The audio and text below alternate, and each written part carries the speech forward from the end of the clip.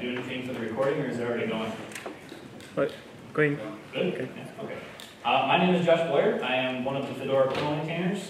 Justin Forbes is one of the other ones, and Dave Jones is also on our team. He doesn't necessarily do much with the Fedora kernel specifically, but he's been working on kernel fuzzing and writing a tool for that called Trinity. It's actually pretty amazing, and it helps you guys all more than you know, because he finds all the bugs upstream before they even get to me, which means they don't get to you, which means you don't get to blame me, which means we can blame Dave if he doesn't find them.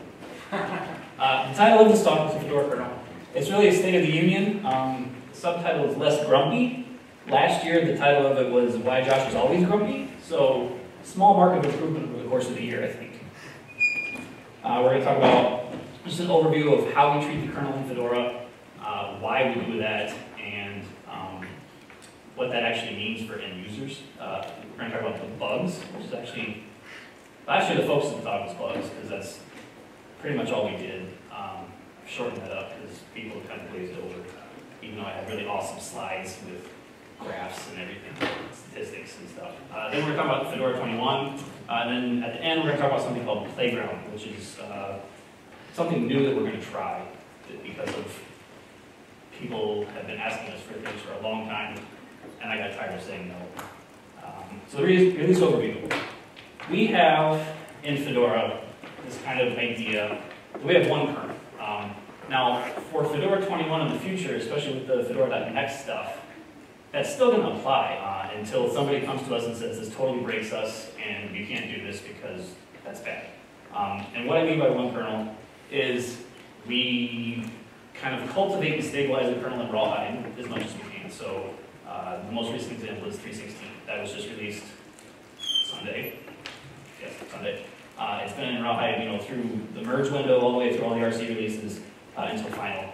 We let that sit there and stew, and then when it's time to take the first stable release of that, so in this case, you get 3.16.1, or sometimes we wait to 3.16.2. Depends on various factors on how the next kernel merge window is developing.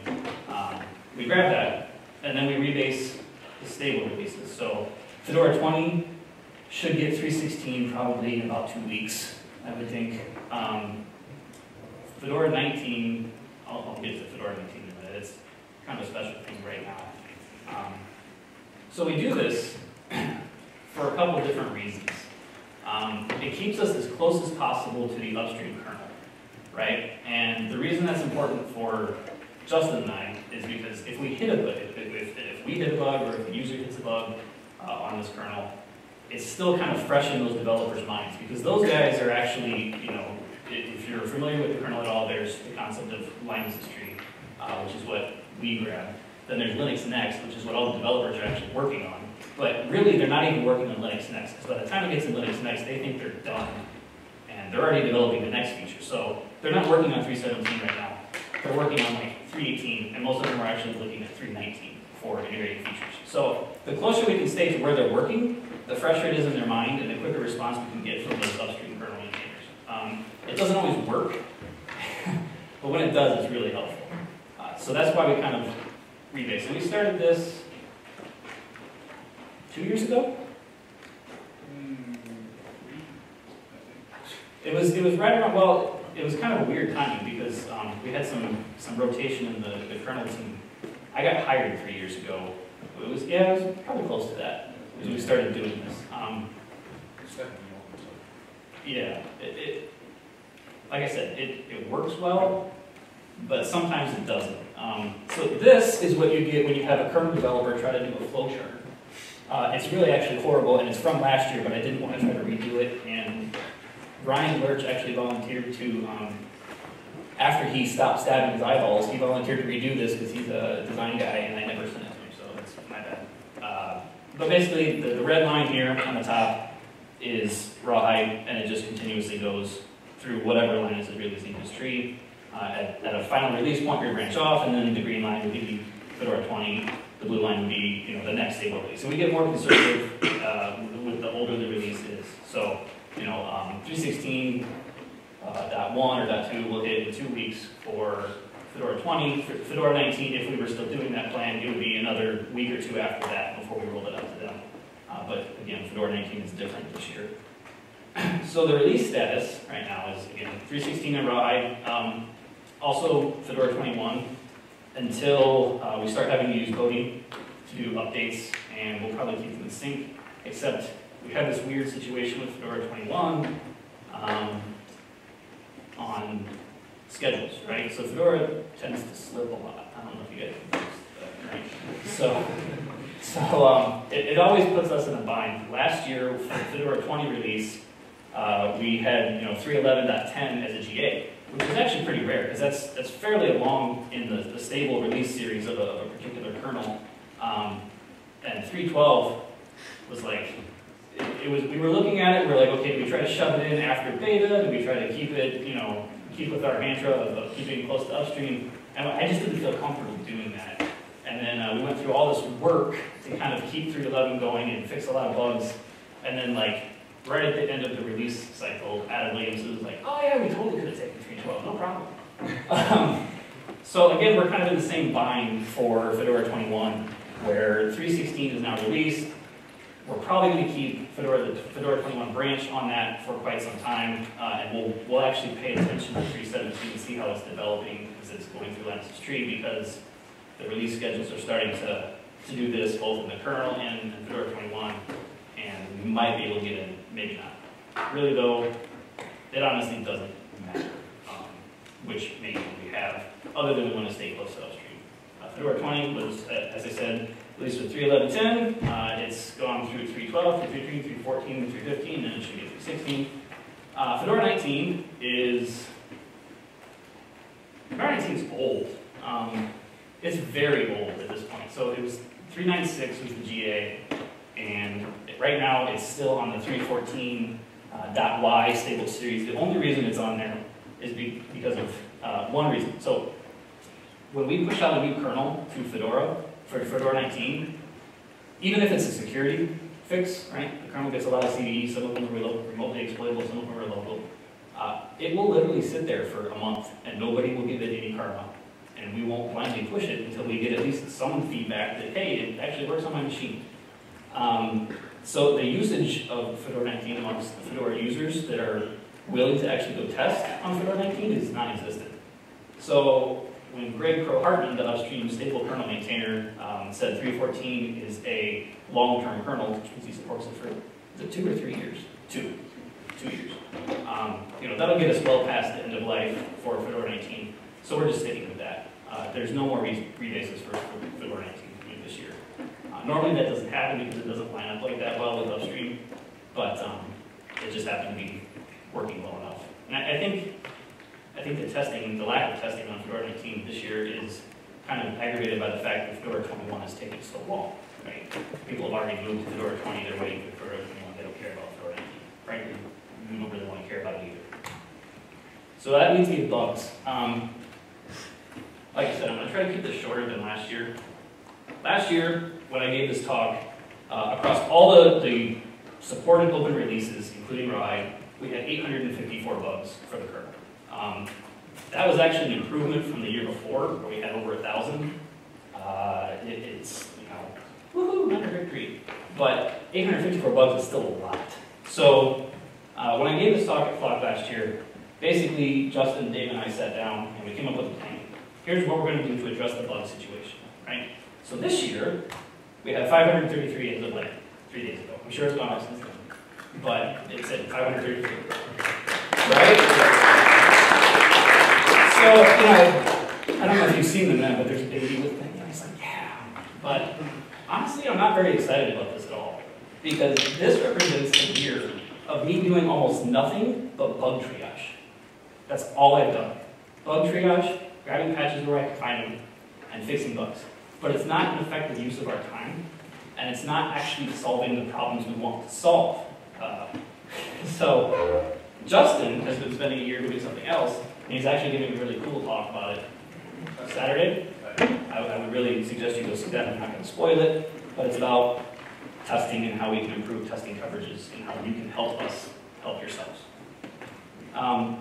So the problem areas we tend to see range from very severe, like my machine won't boot, to bug reports where we get literally this kernel is broken, and that's it. But the areas that are mostly affected are Wi-Fi, and that's actually gotten better over this past year. The Intel Wi-Fi driver was notorious for breaking every new chip that they released, every new firmware that they shipped, and every new kernel. So you take all three of those, and it's broken up for somebody somewhere. It's reduced, so either they're getting better or they're releasing slower or something, but that's good. But other Wi-Fi chips still have problems. Realtek chips, all kinds of stuff. Suspend and resume is a continuous problem, and it's probably one of the hardest ones to debug remotely, right? And you can tell the guy, well, try unloading each driver before you suspend and resume and see which driver it is, and sometimes they'll do that, sometimes they're like, no, that's too much work. Well, there's nothing else I can do. Video and brightness, what I mean by that is the little function keys for sliding, or the like the minimum on-screen display for the slider to adjust the backlight levels, or even just backlight working period on some machines is notoriously broken. Hans, is Hans in here? No. Hans has actually gone through the past like 2 months, and he's fixed about 6 or 7 different machines that had issues with this. He's done a really good job, and I hope he continues to do that, because any help we can get there is awesome. The platform drivers, things like the RF pill, where it's not a physical switch, it's a function key. Basically, all the stuff that involves TCPI is usually broken in some way on some platform somewhere. And the hardest part we have is we don't really know how common that is, right? Some guy might have a machine that is broken completely, and he reports a bug, but we only get one bug report. It might affect like 80 people, it might affect just him, we don't know. So we have some priority issues that we're going to talk about in just a second. And then Bluetooth, you'd think it'd be really stable and really easy, because you have to be sitting right next to your computer for it to really work, but no, it doesn't. It crashes all the time too. This is the only chart slide I'll show. The yellow line on top is the overall bug count across all the releases. And the reason I wanted to show this, the new line is the blue line on the bottom, where it's kind of constant, right? And then the closed line is on month to month. You can see some big spikes, right? So we start over there and then it drops, and then it goes way up, and then it comes down a little bit. The little bit of drops are me going through and closing bugs over those months by fixing them, or we rebase when something gets fixed. But the really big spikes here, where we go way up in bugs and way down in bugs for closed, that's when we've done a rebase, and we go through, and I don't know if any of you have filed a kernel bug, but if you have and you've seen, please test this new rebase kernel, and we put a NeedInfo on it. If you don't tell us one way or another, we'll close it in 2 weeks as insufficient data. So that 533 number might sound like a lot, but it's not, because that kind of stuff is what's actually keeping us sane. We just close all the drive-by bug reports, and it's not because the bug's fixed, and it's not because it's the nice thing to do, it's because we have no other way at the moment to contain the bug builds that we get, because we have such a wide variety of hardware, and it's not working. It may or may not be fixed. It's not. Yeah. It is kind of smart. Like the people that say, yeah, I tested this and it's still broken, we'll leave your bug open. We might not get to it immediately, but at least it leaves the bug open. Or the people that that they tested, they're like, oh yeah, this is totally fixed. It got fixed 3 releases ago. Thank you. We'll close your bug. It's fixed. So any kind of feedback is useful, even though sometimes it can appear that we're not responding to you, and really that's kind of a problem with the Bugzilla tool itself. I'm sorry, what was that?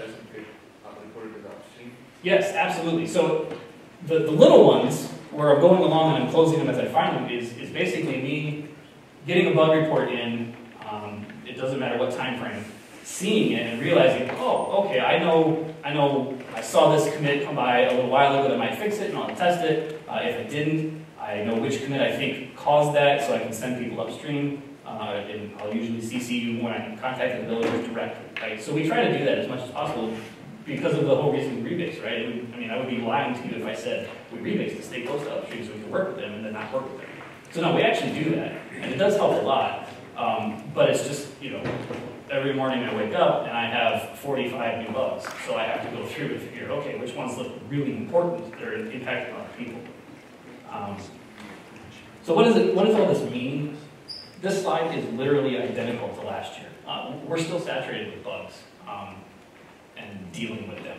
Now, I'm going to talk stuff that's not on the slide in just a second. But the rebases, they do help. They fix a lot of things. They cause regressions for some people. They really don't like that. I don't like it either, but there's not a whole lot I can do about it at the moment. The new Fedora releases effectively kill old ones. That's the Fedora 19 story. As soon as Fedora 20 is stable enough that most people have moved to it, Fedora 19 dies. It's been a common trend. Yeah, we shouldn't take PTO because when we do like around the holidays at Christmas time, nobody's there to kind of keep counting down the bug counts. And by the time we come back from our PTO, it's at least 200 higher than it was before we left. There's also more filing left. Yeah, that's exactly the problem, right? We go on PTO because we want to hang out with our families, and you guys are like, sweet, I don't have school, or I'm on vacation for my job, I'm going to play with Fedora, and everything's broken, and you file all these bugs. Or I'm hiding from my family. Yeah, so for my sanity and for the sake of my marriage, it would be awesome if you guys go on vacation at different times than I do. Okay? So last year we came up with this wiki page on kernel bug triage and how you can help get your bug routed to the right people, because we do have aliases for assignment that kind of route them to the internal Red Hat kernel people that we have working for us. But you have to realize they're also busy because RHEL is their full-time job. So some of them are really awesome about hopping on bugs, fixing them. Some of them aren't. I'm not blaming anybody because everybody's busy.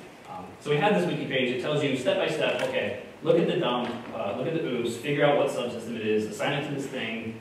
You know, if you can do a git bisect on your own, you are a rock star and I will love you, and do it and tell me exactly what commit it is, and then I can fix it. It didn't work. We had some people after Flock, they were really helpful. They've gone through and it works, but the thing that I noticed is it takes a sustained effort, and nobody likes doing bug triage at all, right? I don't like it. Why would I expect somebody else to think that's fun? That's not that the steps aren't valid. It's not a great way to, it's not that it's not a great way to get your bug assigned to the appropriate place. It's just that it's not interesting for people to do. So this year, we've been kind of banging our heads on how to get around this Bugzilla problem. And there's not a lot of great answers. Fedora does have the ADRT tool. That used to be terrible. It used to be really, really terrible because it would file bugs that had like proprietary drivers loaded, which we can't do anything with. It would file bugs against really old kernels. It has improved massively over the course of the past year and a half, to the point where if it's not an ADRT bug report, I almost don't want to look at it because I have to go ask people for about 8,000 things where the ADRT ones work. They're awesome.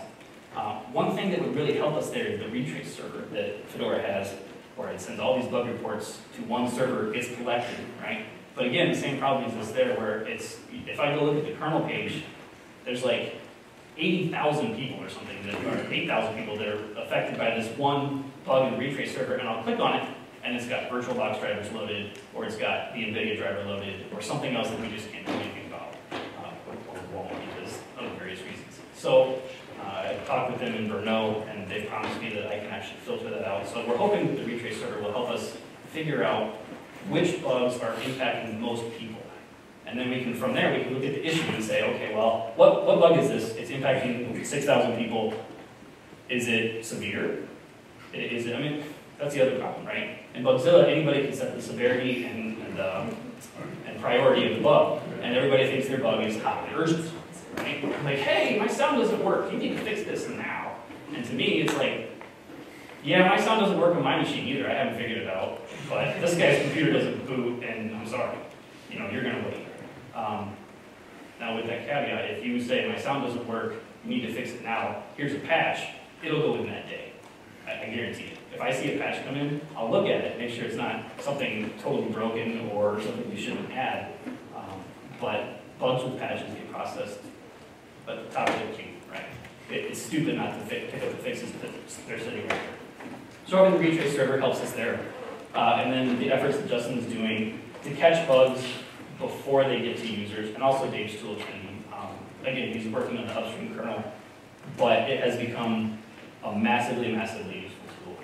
He's actually found, I don't know, at least a dozen or more CVEs in various parts of the subsystems. Yeah, it's just CVEs, but was it the 15 release cycle that there were over 80 bugs? Yeah. Caught by Trinity, and that's just by people who are running it, and when they report it, they tag it with reported by Trinity, because that's people that do it. But I'm sure that there are some that are not tagged that way. Yeah, I mean, the thing of it is, with kernel fuzzing, which if you don't know what that concept is, it's basically you give the kernel inputs that are close enough to what it expects to get past like the first error checks, but they're really kind of nonsense later on. And when you get past that first error check, it blows up later in the kernel. And they're really, really hard to debug. But the thing is, a user's going to do that too, or in the case of the CVE, a bad guy, right, is going to exploit that whether it's sane or not. So Dave's tool really does actually help quite a bit more than people even realize. So with those three things, retrace server, the kernel test stuff that Justin's going to talk about, and Dave's tool in his work of shooting. He also this year picked up Coverity, which is like it's a static source analyzer that looks for issues in the source code and heavily things. And it's actually a very, very cool tool. He's doing those builds and also fixing bugs that are found there. We're hoping that we can take that and contain the bug situation and make it a little bit better. It's not going to improve end user interaction because Bugzilla is a horrible tool and there's no way to do that. But it's what we have. So. When it's fewer bugs, then you won't be reporting them, you're just happy. Right, exactly. That's the whole mentality. Fix them before they hit you. So now we're like I said, that's actually a short version. I think the bug talk was like 20 minutes last time. So you guys can take me later because I'm sure you all love talking about bugs. Fedora 21 Outlook. So right at the beginning, I said we're in this thing with the 316 or 317 kernel. I know the ARM guys would like it if we went to 317 kernel because We always want the light. exactly. I was just going to say with ARM, you always want the latest because some new board or some new function on some other board gets merged every single kernel. Or something's unfound. Yes, I won't repeat that, but yes. So right now we're sitting at 316.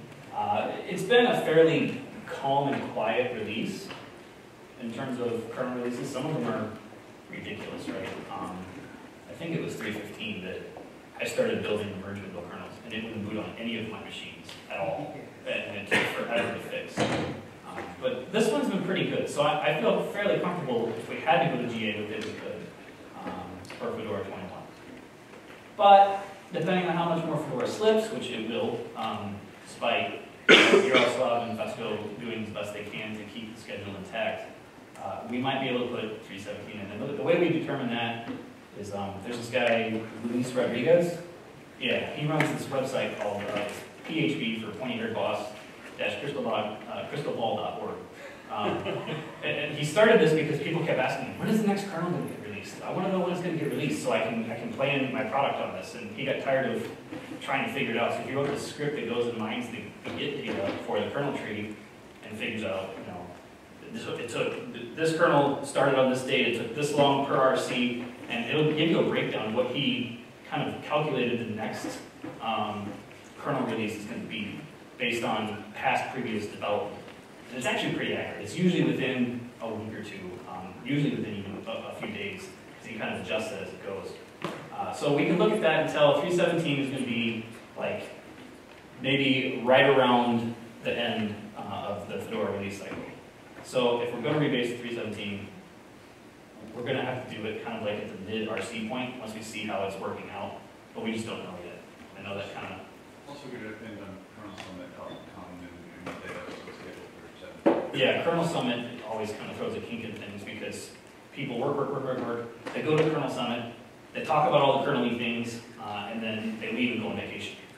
So development kind of slows down, and of course while they're there, development slows down as well. So some of the things that did change for Fedora 21 were packaging of the kernel itself, like the RPM packaging. When the product ideas came out, I sent out an email to all the product working groups saying, what do you need from the kernel?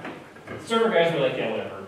They really didn't have a whole lot of changes they wanted to see, and they still haven't really, I mean, apparently the current kernel we have works for their needs. That's great. The workstation guys, I'll get to them in a minute, because there's a whole different idea that came out of that. But for the most part, right, I mean, Fedora has traditionally been kind of a desktop-ish distribution, and what we have is working. So there's not a whole lot of change at a fundamental level.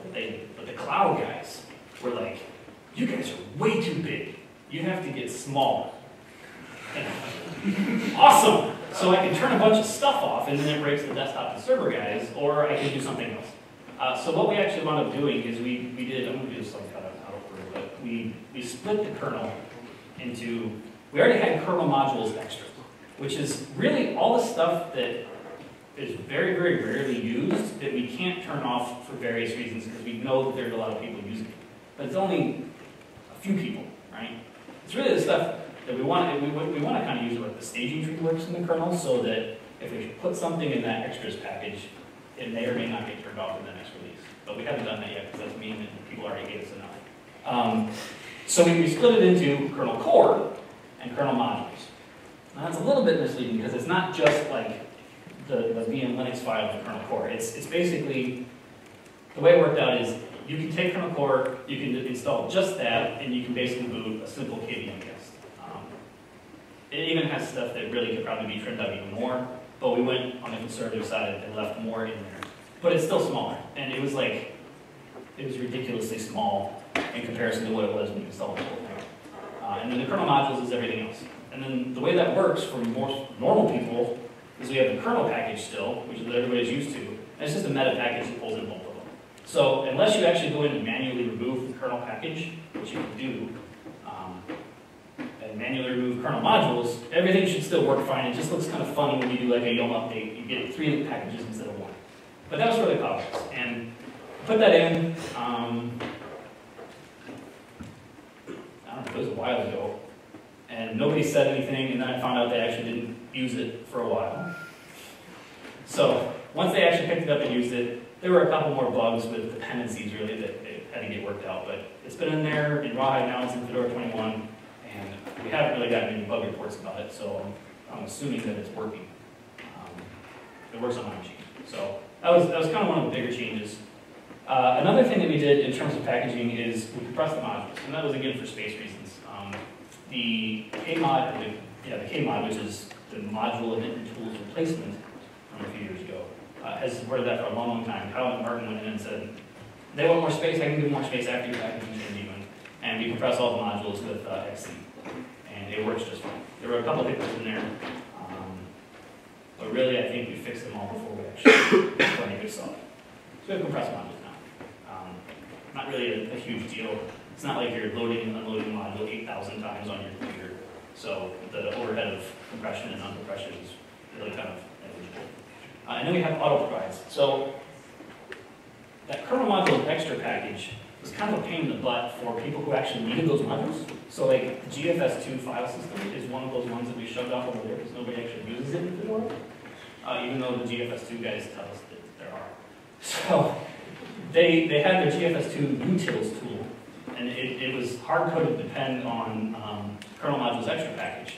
Well, if we ever wanted to move it back out because it became popular, or whatever, we wanted to move it around inside the now 3 kernel packages we have, it would break that dependency and people wouldn't be able to use the utils. So Kyle got bored one day and he's like, well, I think I can auto-generate provides for all of the modules in RPM. So now you can actually depend on the module that you need, so gfs2.ko, and it'll bring in the right kernel package when you install GFS2 utils. It just makes it a little bit more flexible, and it's not rocket science, but it's one of those things that it just took somebody thinking about it for a minute and it actually made lives better for everybody else, which is kind of what I think our kernel team should be doing. And then of course, there's ARM64 stuff, or 8 or 64 for being pedantic and following ARM's guidelines. But it's ARM64. John Ross is Yeah, John will be here later. He won't watch this anyway, so it's okay. So ARM64 is the new hotness, and nobody can buy it unless you buy an iPhone 5. No, you can now. You can now. You can? There is software shipping. It'll cost you about $3,000 US. Okay, so if you really want to experiment with something that doesn't work fully, pay $3,000 and you can get one of those. It actually works pretty good. Well, it does, but the reason it does is because the ARM team that has been doing this as a secondary architecture has been working really, really hard on getting that support upstream, because that's kind of the requirement we have in Fedora. We're not just going to carry a full Arch port in our kernel because they asked us to. There is a large patch in there right now, but most of it is kind of a dodgy Ethernet driver for one of the boards. But yeah, I didn't know that you could actually buy them now. I mean, I knew companies could buy them, I didn't know individual people could. Yeah, so AMD is shipping the Seattle boards, Mm-hmm. and that will cost you about $3,000, and Applied are shipping Mustang boards. And some random user actually popped up that actually owns it, $3,000 on the other day, right? Yeah.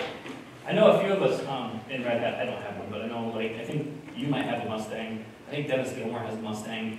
And some of the Fedora infrastructure guys are just starting to get them as well. Yeah, and we've just shipped some to Phoenix. Yeah, so we can start. Mustang is the Applied Micro. Yeah. Yeah, so it's Applied Micro's ARM64 serverish thing. We don't have support for ACPI yet. UEFI we do. In Fedora, and that's not even something, that's not the patch we're carrying, that was upstream in 3.16. ACPI, I believe, is now landed in 3.17.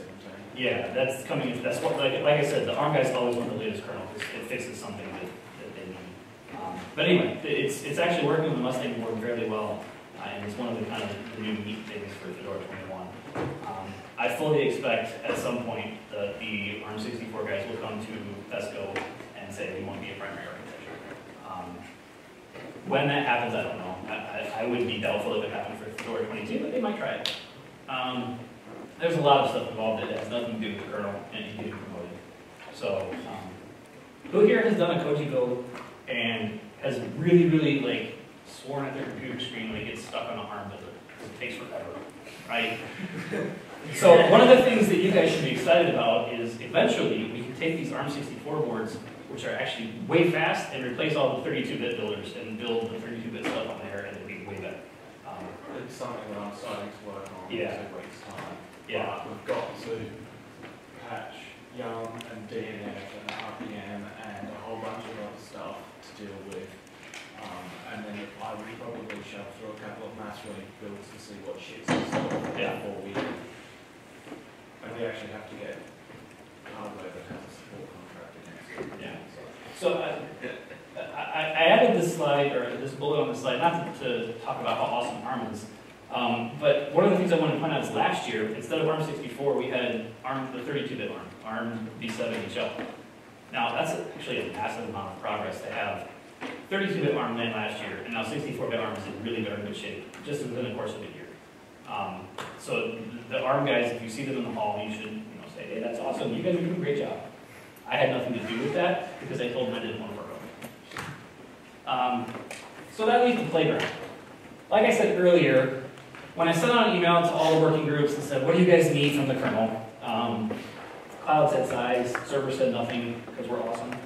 And the workstation guys really, they didn't say a whole lot, but then Bastion from the desktop team said, is this like a wish list type thing? Or is this like, just simple things? And I said, well, to be honest, it's not really a wish list because we don't have time to go work on it. But I want to hear your wish list anyway. So he came out with this awesome email that highlighted exactly what he wanted to see, why he wanted to see it, and what he was going to use it for in Workstation or in or whatever the case may be. And I read it and I'm like, okay, this is exactly why I don't want to be dealing with bugs my entire day. I want to actually get to this stuff and make the kernel more usable for people who actually want to do interesting and new things. I can't do that in the Fedora kernel because we don't have the resources to staff that at the moment. Because if I went and did that, the bug situation would get worse because nobody else would really do anything with bugs. And also because one person making all of these awesome features that he asked for happen to be all out of the tree. So they're not upstream. There's people working on them, but it's a little bit different situation. So I thought, what can I do to help people like Bastion that want to use this stuff? And I came up with Playground, and it's really just a coper that has a kernel. It's unsupported, and it's x86 only. Unsupported means, please try it. It should work okay unless you're using some of these features that we've added, but if it doesn't, let me know. It tracks rawhide, and people will ask really quickly for Fedora 21, so I added that. Basically, right now we only have two things added. OverlayFS, version 23 that got added 2 weeks ago. It wasn't version 22. OverlayFS is a union mount file system that basically does exactly what it says. It lets you overlay on top of an existing file system. And it's actually very useful for things like, I think, was it Alexander Larson that did a Docker backend using OverlayFS. Right now the one in Fedora I think is VM based. And OverlayFS helps with, it saves on page cache and stuff like that. The other one is KDBus. And if you've ever watched any of the talks that Leonard and Kai have given over the past year, you know exactly what that is. If you don't, it is an in-kernel dbus implementation, which is actually really, really useful. So those are kind of the two major things that I could pick up out of there that were easy enough to add and stable enough to add at some point without really running too much of a risk. And then Bastian, after I added it, he's like, yeah, that's awesome, but I can't actually use KDBus because systemd turns it off. So if you actually go look at the Coper, there's a build of systemd with that enabled in there now as well, that I added on Tuesday. The other possibilities are things like kgraph kpatch. So kpatch is Red Hat's implementation of ksplice, which is, it's not exact, but it's a way to live patch a kernel, right? A security fix comes out. If it's suitable, you can build this little module, you can load it, shove it in the kernel, and it fixes your security issue without having to reboot. It's actually really cool technology. And then kgraph is competing, for lack of a better word, implementation from SUSE. Just doing it a little bit different. If we were to add something like that, which we could maybe add both or whatever, but it would just be the internal infrastructure to actually get those patches applied. We wouldn't be building kpatches or kgraphs fixing things. That's not something we're motivated to do. But people can play with it if they want. So things like that. A couple other things that were requested were, what was the one we got? Oh, Concolitis' scheduler. It's, I don't remember, DFS or something like that. But basically, it's this scheduler that completely rips out the 01 scheduler that we have today, replaces it with his own thing. That's not really a suitable candidate because it's not realistic. He's not trying to push it upstream. It's not like it's going to become default in Fedora ever. So I didn't want to add it and just be like, yeah, you can have this and good luck. Because people that are really interested in it, they can build their own kernels. We're not here to solve everybody's wacko needs, just some people's wacko needs. Actually, it picks up really trying to push it upstream, that could change. Yeah. Yeah, I mean, really, the delimiter here is not, is this cool technology? It's, is this cool technology that has somebody that's worked on it in a sustained fashion that's actually trying to get it upstream?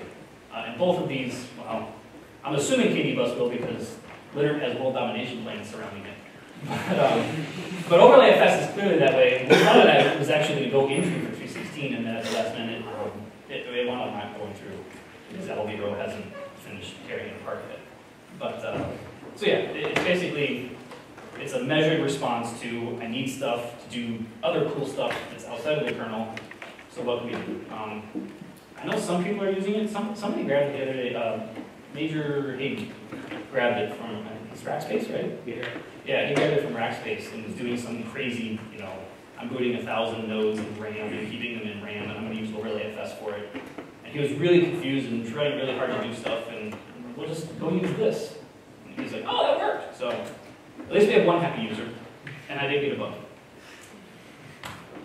So that leaves time for questions. I think I have 5 minutes, if there are any questions. Yeah. Is there some way how to improve? For example, recently I reported a few bugs. You did several scratch builds for me, but in the time I get to these scratch builds, they were already lost in Koji. So is there something like at least repository with these source RPMs I could build myself in time I come to test them or something like that? Something like be more generic or open, like to have the source RPMs with the bug number or something. Yeah, there's not, but that sounds really, really easy to add. Yeah. So, or we could use a Cobra, you know, instead of using a scratch code. It's really, from a build standpoint, they're almost the same. In corporate will probably somehow deteriorate, and there will be a lot of unuseful stuff probably in time, but maybe the source RPM could But I mean, I remember your bug. If it's an active bug where people are like, yeah, I'm testing this and I'm trying this and I'd like to try this patch and I found this patch, I don't care. I can create a culprit for a one-off bug and just dial the kernel into the bug number or something. Because that's certainly something we can keep in mind. Because we've had that problem several times where people have lives, right? We don't expect them to be like, oh yeah, I have this bug, and I build them a kernel to test, and then we don't expect the next day response. And so, yeah, that's definitely a good question, something we should keep in mind. Write that down. Thanks. Yeah, any other questions? All right, how many of you have filed a kernel bug? How many of you, leave your hands up if I actually fixed it? Yay! Yeah, it counts if it wasn't me. That's okay. Put your hand back up if I auto-closed it. I'm so sorry. These things happen. What happens if it's still languishing there? Yeah, if it's still languishing there, welcome to the club. That's how we Yeah. To be honest, I wish I could scale to the number of bugs and users we have. I don't mean like physically, because I don't want to weigh like 8,000 pounds, but you know, if I could clone myself, that would make a lot of people happy. Probably not me, but a lot of other people. So, all right. Any other questions? Yeah, Jeff. You made your observation on defects and then the backlog slow to go down. Isn't the real issue not to focus on backlog, but on the incoming? That the incoming is still too high? Oh yeah, absolutely. And your analysis that you gave of the problem areas, did that come out of your inbound? It came out of everything. So we have a lot of bugs that they linger, and like I said, they're high priority for somebody, but honestly, they're really not. Like we have a bug that's been open for like 3 years. Somebody's saying this crazy setup, right? Like 3 different layers of RAID and DM and all kinds of stuff. He's like, this breaks. Like, that's cool. You know, that's going to take me 2 days to set up an environment like that and try to recreate it. I'm sorry, I'm not going to fix it. And they just keep reopening, right? But you're right, it is the incoming bugs that are the priority, because those are the ones that are actually being fixed, right? And those hotspots, I mean, those are what you see incoming too. That's not something that you just look at all of the open bugs and that's what's there. Those hotspots have been incoming for, there's not a whole lot of difference in the past couple of years, really. Yeah, I mean, you can tell exactly, if you were to take a graph and remove all the dates on it and just show me the incoming bugs, I can tell you exactly when a new release came out and exactly when we rebased the kernel in that release. Because the bug spike, they do this, right? And if the bugs go down, that's probably because we auto-closed something. And it's terrible, and I don't like it at all. But that's So it's the rebasing that brings in the instability in the It does, but it doesn't, because you also have the other side of that where like 315 was really bad, or 314 was really bad for a long time. It kept breaking a lot of people's backlights, and then we rebased to 315, and it fixed like 20 machines, 20 kinds of graphics cards. But then when we did that, it broke like a bunch of Dells. And so, you know, like I said, it helps and it hurts, right? And what's that? Sorry. Depends on if you like Dell or not. I think it broke fewer Dells than... It broke fewer Dells than fixed other things. And it's also not just in one area, right? So a rebase might fix a bunch of wireless cards, but break video. So it's really... So could you predict in advance, based upon your upstream kernel in those areas? You know what? That's a great question. I would say yes if we had people running Rawhide, but we don't.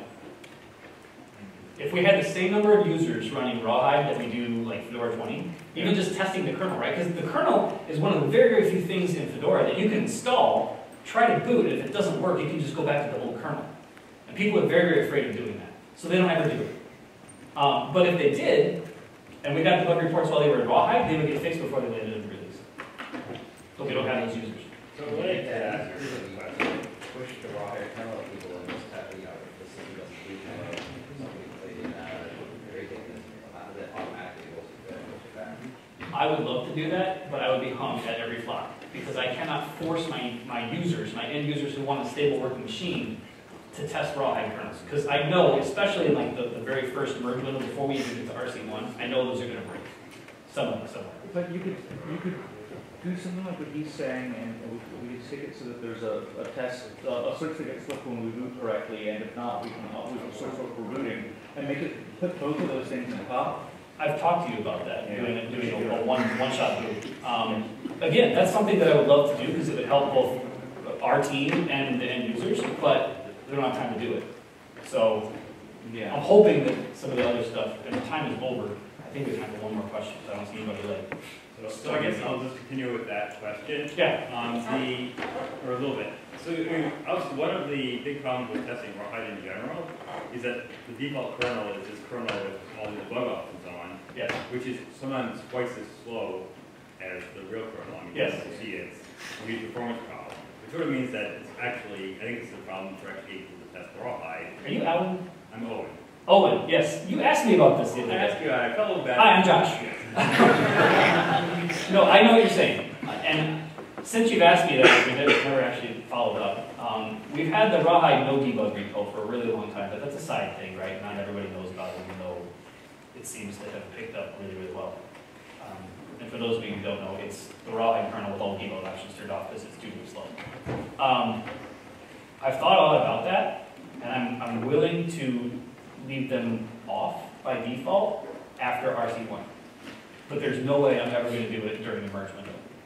Because that's where we see the most bugs on our testing. And sometimes we need those debug options to really figure it out. I mean, does that mean that the rawhide kernel shouldn't be the kernel for rawhide?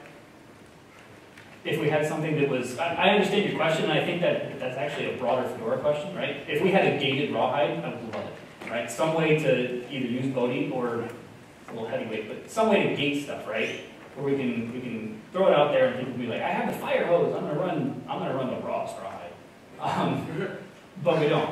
So I understand your question, and I wish I had a great answer, but I have to use my users in some form of guinea pig, and that's kind of what rawhide is right now. Well, we have actually, when you turn off the debug option that causes most of the slowness by default anyway. So well, it depends, because we actually, Adam Williamson and Kevin Fenzi and I went through and we tried to look at which debug option was causing the most slowness, and by far it was the slub debug option.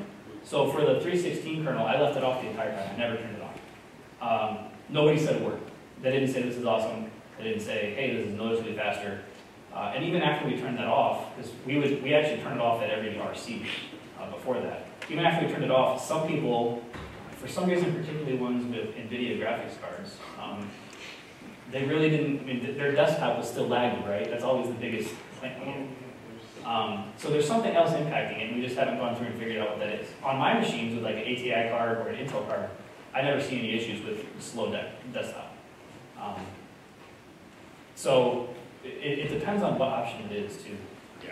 Well, I think we sort of just get a bit better at quantifying the speed of the desktop. Yes. As long as it looks fine and you go in and you see it still spending for the time of kernel. Yeah. Kernel, that's still a problem. Yeah, I mean, if you're looking at like perf output too, I'm sure that it's extremely noticeable. But yeah, you know, when you asked me that on IRC, and I said, yeah, we can maybe talk about it. I wasn't blowing you off. I was literally thinking about it the whole time. I should hold up there. Yeah. So no, it's a great question. It's something that Justin and I have been talking about for a while.